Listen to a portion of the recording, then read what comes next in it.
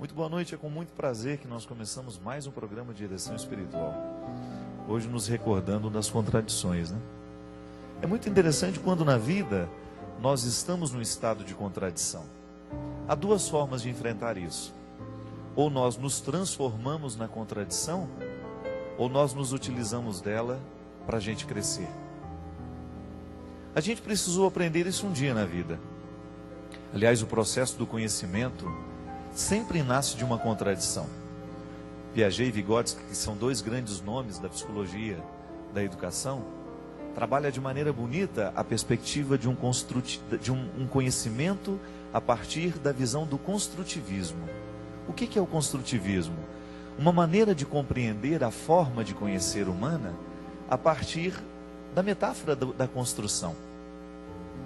Segundo esses especialistas, e esta linha que aborda o conhecimento a partir desta perspectiva, eles vão nos ensinar que conhecer é você estabelecer uma construção, da mesma forma como nós fazemos uma casa. Nós sempre vamos encontrar um alicerce. Aquela criança que está diante de nós, que está diante do professor, já tem um mundo próprio, já tem uma série de conhecimentos que ela trouxe do contexto cultural em que ela foi crescendo. Ela não é uma tábula rasa, como queriam outros sistemas educacionais. O que era a tábula rasa? A gente acreditava que aquela criança chegava como uma página em branco, e que naquela criança nós poderíamos escrever. Não é bem assim. O construtivismo nos ajudou a entender que cada criança já chega para dentro da sala de aula com uma história, que nós precisamos considerar para que ela tenha sucesso no conhecimento. Nós precisamos falar a partir da linguagem que ela compreende, nós precisamos falar a partir dos símbolos que fazem parte do seu contexto, e só assim nós vamos estabelecer então uma construção.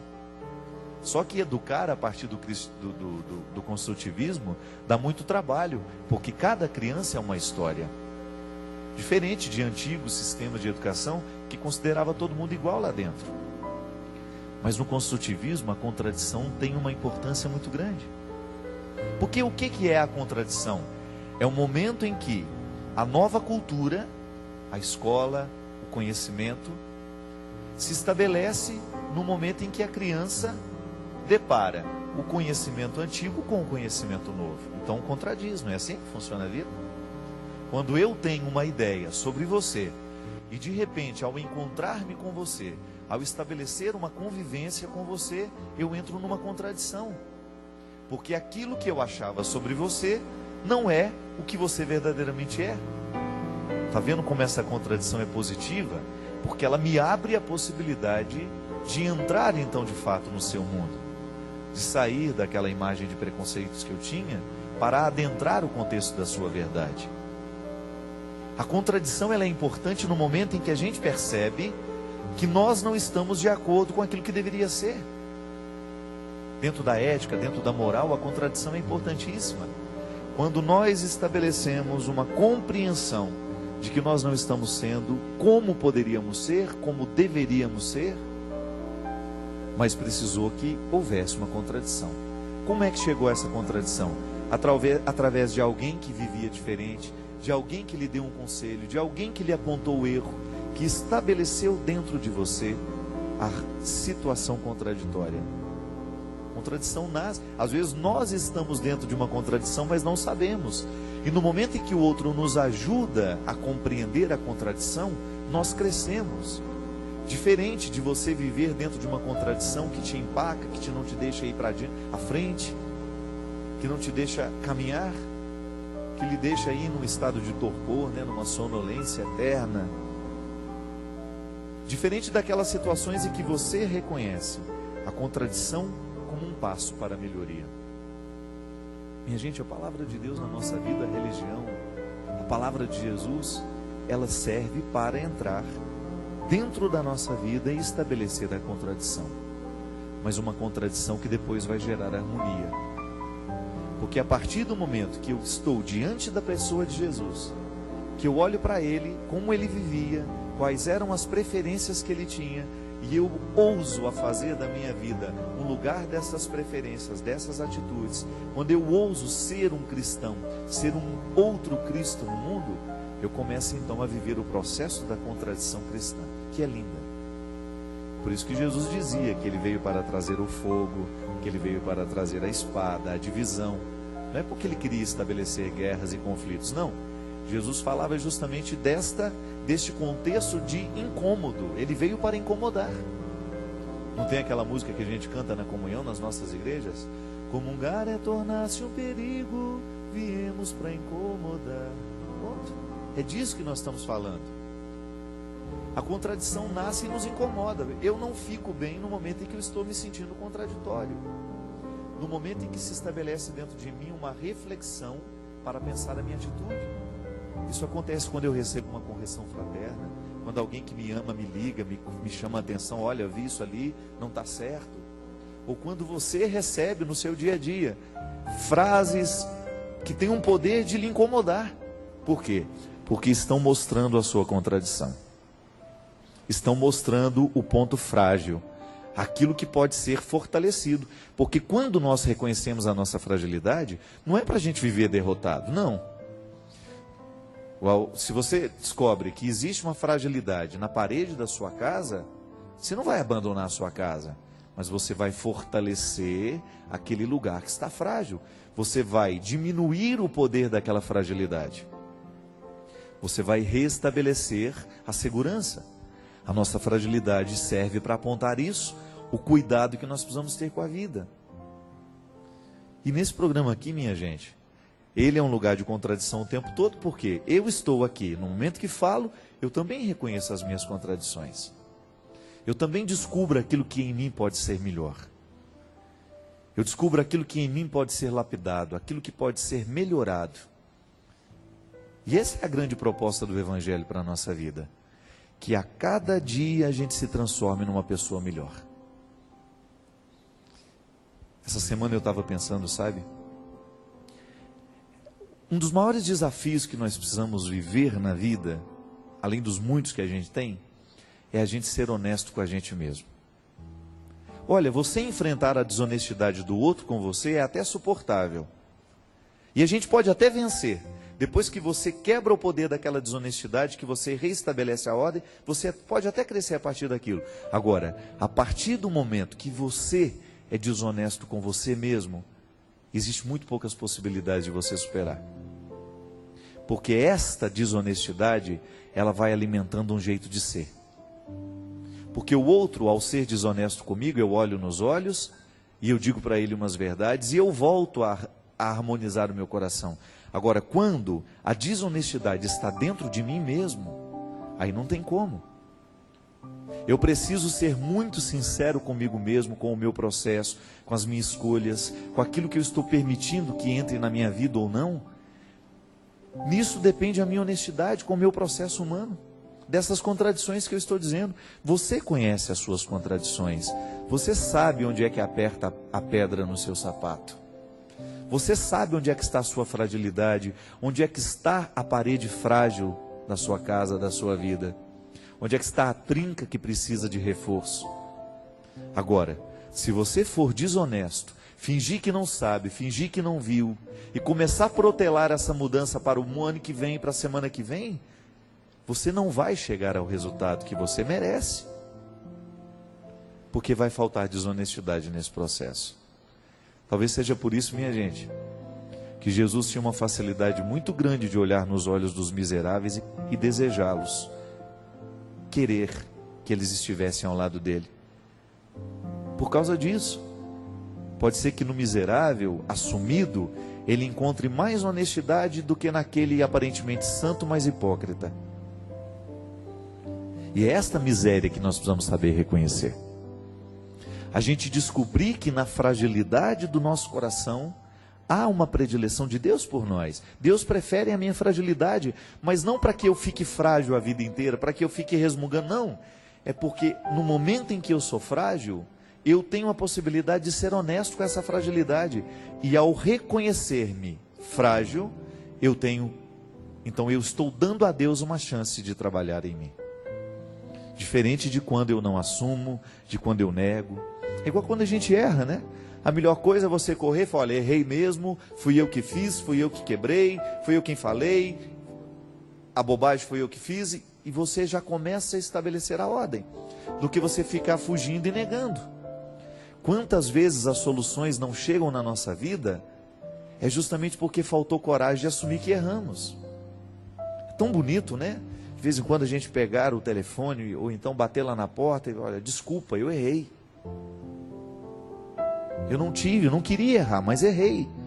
A gente assumir a nossa fragilidade, a gente assumir o nosso erro, é um passo importantíssimo para o nosso sucesso.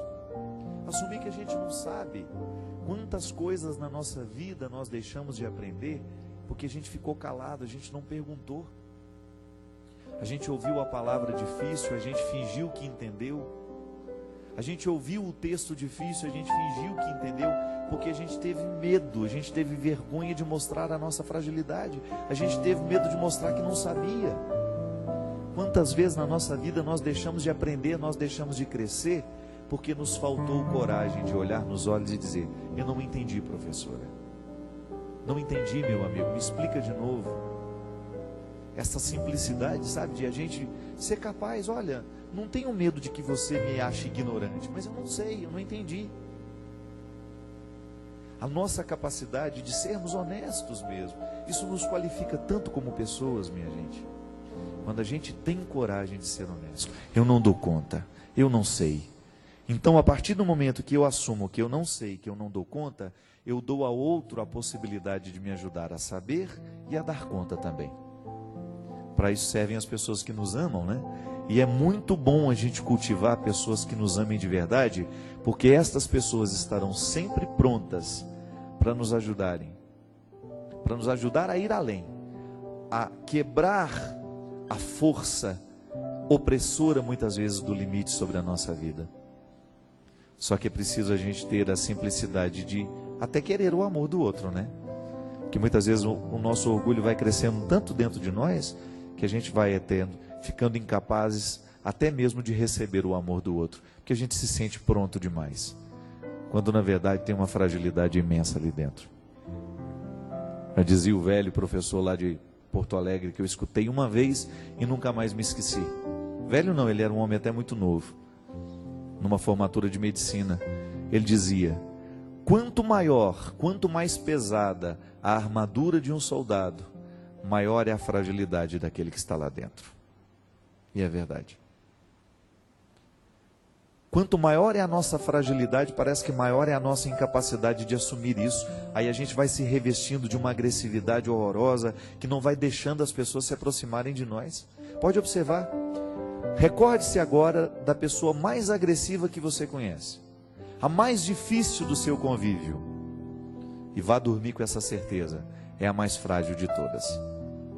Aquela muito brava, aquela que grita demais, aquela que tem solução para tudo, aquela que está sempre pronta, cuidado. Porque às vezes isso é apenas um jeito de embrulhar a fragilidade num papel bonito, num presente bonito, mas que lá dentro é simples, é pequenininho. Eu me lembro que uma vez, quando eu era pequeno, não tinha dinheiro para nada, era pobre igual um rato, né? Eu comprei, sabe essas revistinhas que vende produtos? Comprei um presentinho para minha mãe, que era Dia das Mães. Eu me lembro direitinho, gente. Era um calhambequezinho de metal. Uma das coisas mais feias que eu já vi na minha vida. E aí eu comprei aquilo olhando na revista, né? Mas olhando na revista é bonito, né? E nem sabia que era tão pequenininho daquele jeito. Mas na hora que chegou, e chegou um dia antes do Dia das Mães. Aí eu com aquela coisa miudinha, sabe? Eu não sabia o que fazer com aquilo. Eu falei, meu Deus, como é que eu vou entregar isso para dona Ana, né? E eu muito esperto já, peguei coloquei ele, cabia dentro de uma caixinha desse tamanho. E aí eu fui fazendo embrulho, coisa de pobre mesmo, né? Pobre adora guardar aquele papel de presente debaixo do colchão, né? Ganha o presente, não joga o papel fora, né? Porque um dia a gente vai precisar. Lá em casa era assim, você levantava os colchões das camas, o que tinha de papel de presente guardado, gente, que aquilo tinha 10 anos que estava ali, a gente achava que ainda ia precisar. Aí eu peguei todos os papéis de presente que tinha em casa e fui embrulhando. O presente de verdade mesmo estava dentro de uma caixinha pequenininha. E depois foi criando até que ficou uma caixa imensa. Aí na hora que entreguei para minha mãe abriu um sorriso imenso, né? Ela deve ter pensado, nossa, que presentão, né? Mas Foi abrindo, e eu vi que ela foi ficando decepcionada, né? Abri a caixa, não tinha nada, tinha uma outra lá dentro. Abri a caixa, não tinha nada, e foi abrindo, até que chegou. E na hora que ela abriu, que ela viu o calhambequezinho, ela pegou e falou assim: era isso, meu filho? Como quem diz, né? Será que não se perdeu no meio disso tudo, né? E eu já corri para o quarto chorando, né? Porque ela não entendeu nada. Ela não foi simbólica, ela foi prática. Mas às vezes a gente faz a mesma coisa, às vezes a gente é miudinho, mas a gente cria aquela casca imensa, né? Para as pessoas nos respeitarem, né?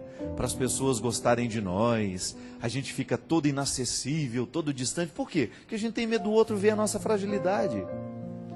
Mas não existe amor nessa distância toda. O bonito da vida é a gente ter coragem de entregar o presente pequenininho. Olha, é o que eu tenho para lhe dar.